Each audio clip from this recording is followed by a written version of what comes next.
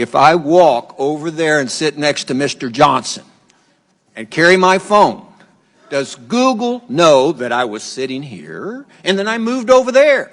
You're welcome anytime, Judge. Yes or no? I genuinely don't know without knowing I'm what shocked services. you don't know. Do you or do you not collect identifiers like name, age, and address? Yes or no? If you're creating an account, yes, and using an account, yes. Yes. Device identifiers like IP address or IMEI? Depending on the situation, we could be collecting it, yes. Specific search histories when person types something into a search bar? If you have search history turned on, yes. Contents of emails and Google Documents? We store the data, but we don't read or look at your Gmail. You have access to them? As a company, we have access to them, yes. So you could.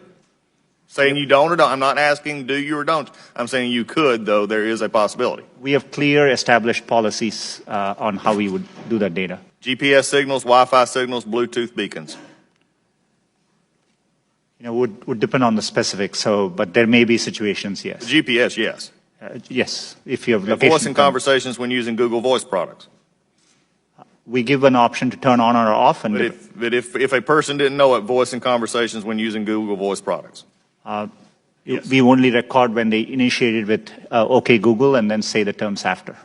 Do you believe that Google has been brought out here in some question is biased? Congressman, it's really important to me that we approach our work in an unbiased. Do you believe that Google is biased? It's either yes or no. No, not in our approach. Why, number one, does Google need all this information? We can answer that in the fact that 86% of your revenue comes from advertising, so we know you manipulate the data in some ways. However, can you explain what you do to minimize this data, which is generally an accepted standard practice among those who collect data?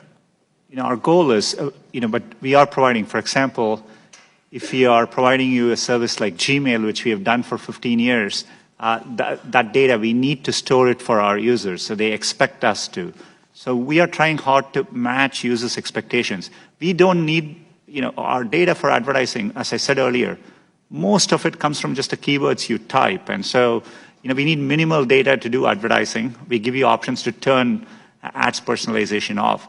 We store most of the data we do today to help give users the experience they want, and that's what we're trying to do. How do you explain this apparent bias on Google's part against conservative points of view, against conservative policies? Is it just the algorithm, or is there more happening there? Congressman, I understand the frustration at seeing negative news, and I see it on me. On Google, there are times you can search on Google, and page after page there's negative news which we reflect. But what is important here is we use a robust methodology to reflect what is being said about any given topic at any particular time. And we try to do it objectively using a set of rubrics. It is in our interest to make sure we reflect what's happening out there in the best objective manner possible.